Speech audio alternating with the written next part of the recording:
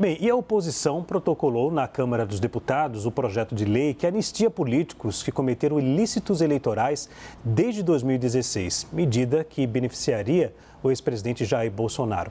A proposta é do deputado federal Ubiratã Sanderson, do PL do Rio Grande do Sul. O parlamentar falou com a CNN e saiu em defesa do ex-presidente Jair Bolsonaro. Ele destacou também que o projeto de lei não engloba crimes como Caixa 2 e terrorismo. Bem, esse projeto ainda precisa ser analisado por comissões na Câmara dos Deputados, depois segue para o plenário da Câmara. Isso tem que haver um entendimento entre os líderes partidários e, se aprovado na Câmara, segue para o Senado e segue o mesmo trâmite. Após o Senado, se for aprovado, vai para a sanção ou não do presidente da República, o presidente Lula. Caso o presidente Lula vete o projeto volta para o Congresso Nacional e aí o Congresso Nacional, em uma sessão conjunta entre deputados e senadores, eles analisam se derrubam ou não o veto.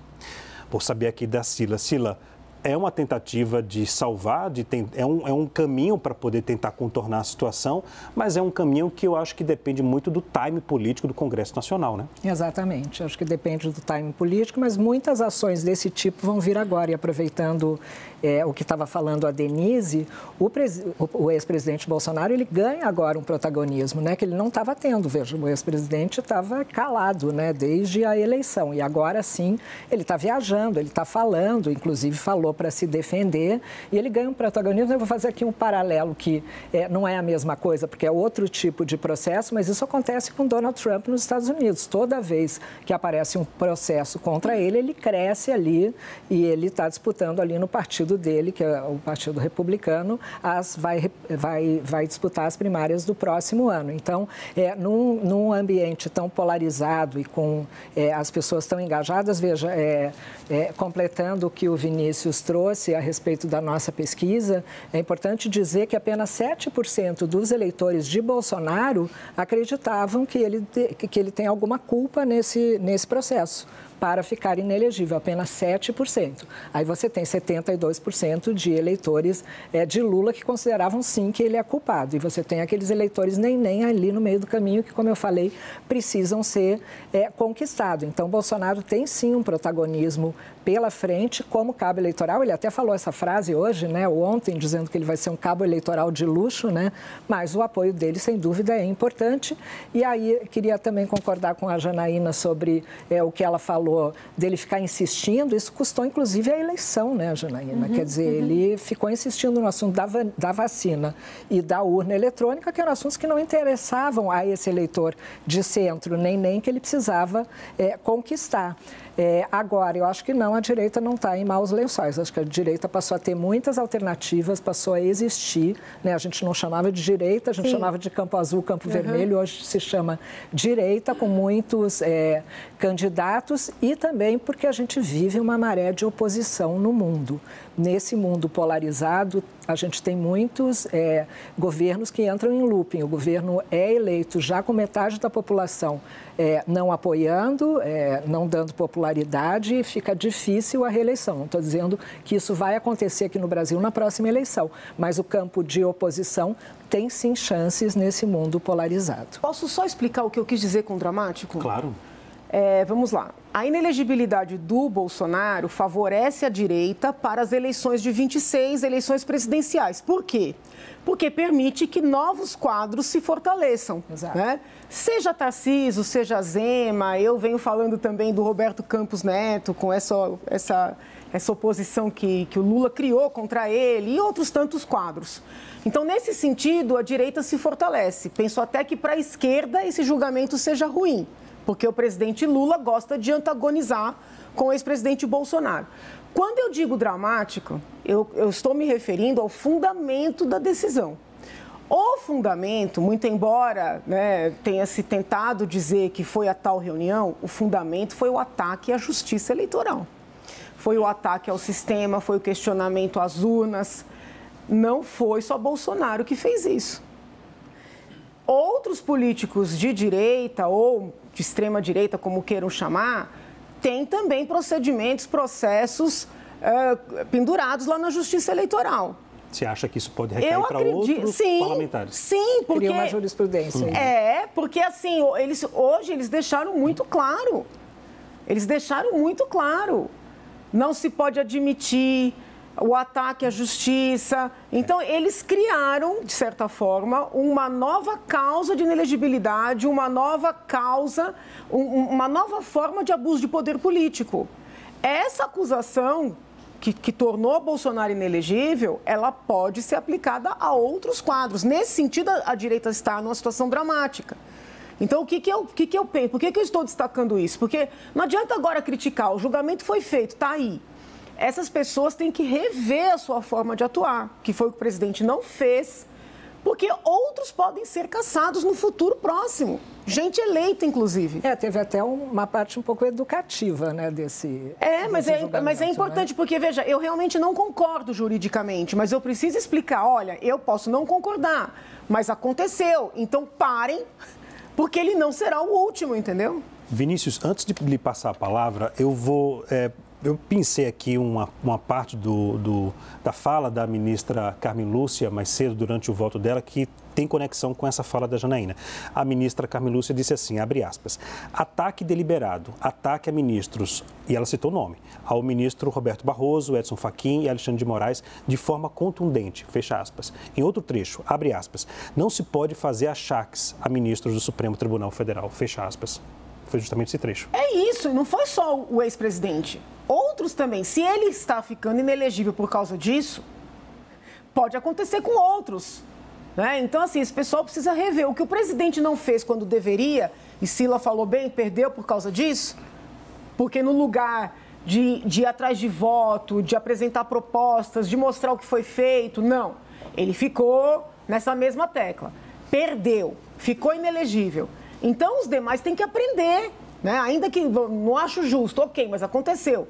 E mudar a maneira de atuar. Por exemplo,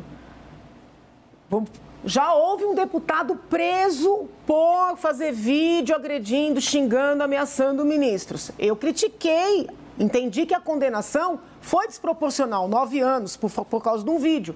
Mas o homem está preso.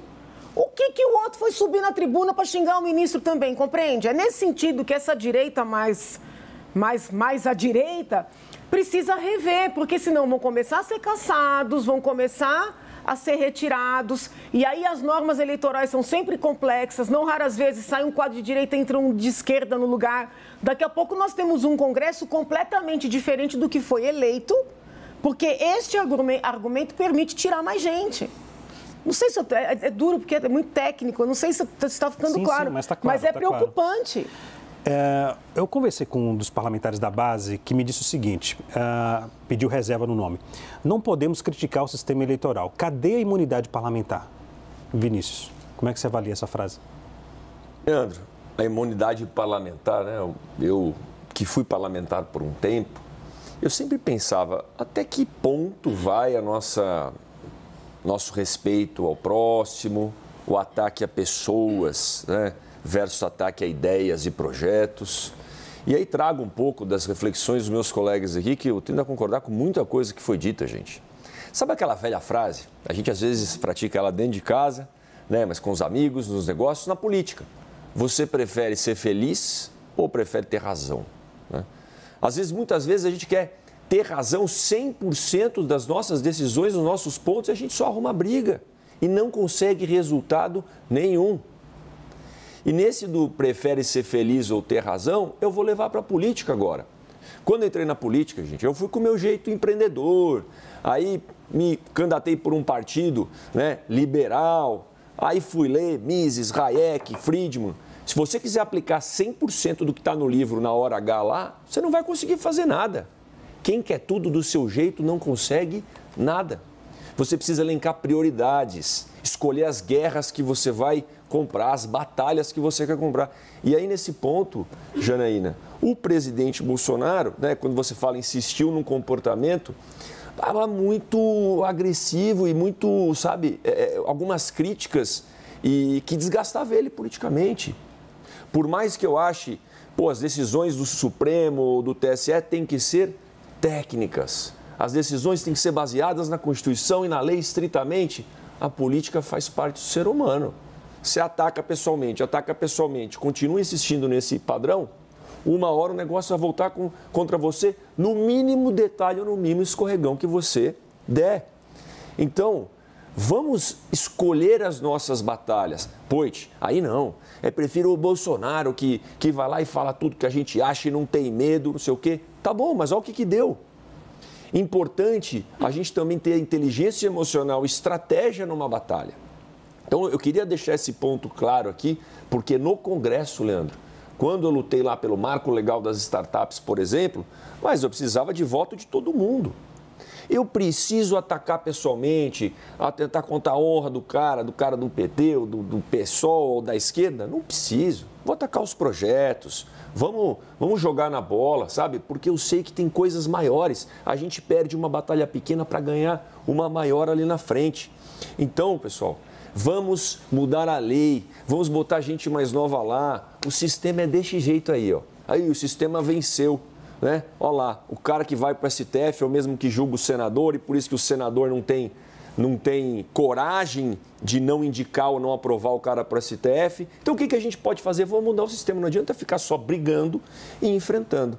E para concluir, viu, Leandro, o Bernardinho, né, nosso eterno aí, né, que transformou ouro, né, o suor em ouro, ele falava assim, sempre pise no seu ego.